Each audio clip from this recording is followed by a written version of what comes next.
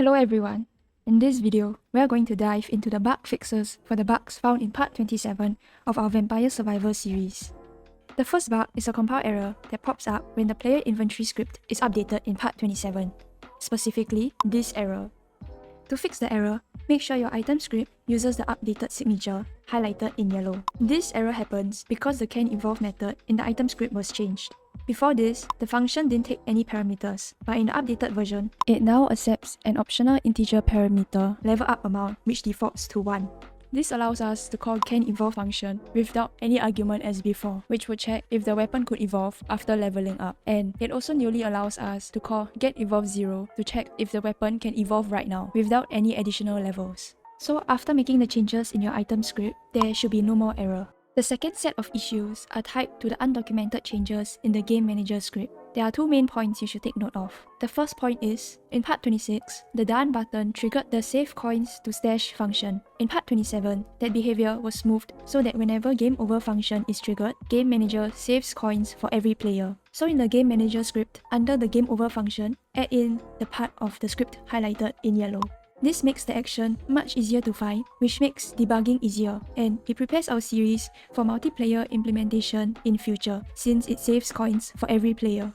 The second point to take note of is that the game time limit and clock speed are now driven by the level data keyed into the level select scene. Consequently, GameManager includes default values like default time limit and default clock speed to ensure fallback values if none are provided. In your GameManager script, under the awake function, remove UI level selector .current level .time limit, which is also the part of the script highlighted in red.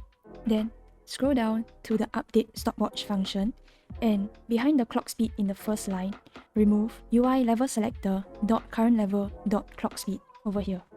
If your game felt like time or clock speed were inconsistent, or that your coin save logic didn't trigger where you expected, check these changes made in the GameManager. Bug number 3 deals with a UI glitch. When rewards are added via the chest or inventory system, items would appear in the inventory before the reward animation finishes. This happens because the code immediately triggers the UI refresh, rather than waiting for the animation. To fix this, in the PlayerInventory class, add an optional update UI parameter for functions like add and level up. So under the PlayerInventory script, you can add in the parts highlighted in yellow.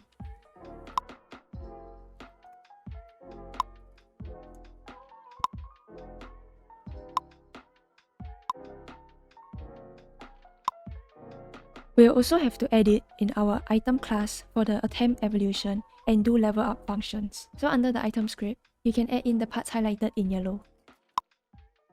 You'll then have to update your do level up function in your weapon, passive, aura weapon, and any other item subclass in your project. So for any scripts in your project with the item subclass, remember to add in the parts highlighted in yellow. Once all that is done and the animation is completed, you'll need to call a notify complete function in treasure chest to trigger the UI refresh, and we'll also have to update the update UI parameter.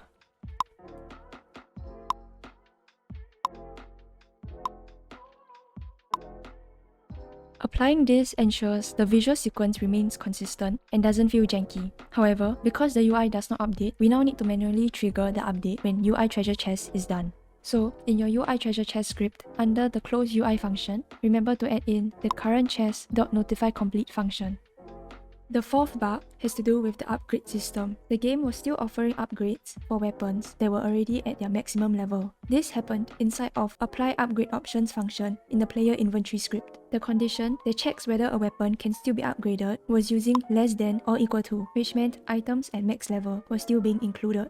The solution to fix this is quite simple. Change the condition so that it checks strictly less than the max level. In other words, only items with a current level below their max level should appear in the upgrade list. With that small change, the game stops showing upgrade options for weapons that can't be upgraded anymore, which makes the upgrade menu cleaner and avoids confusing the player. The last bug is about the reward system. Even when your inventory is full or you already own all the weapons, the chest logic might still attempt to give you new weapons which you cannot receive.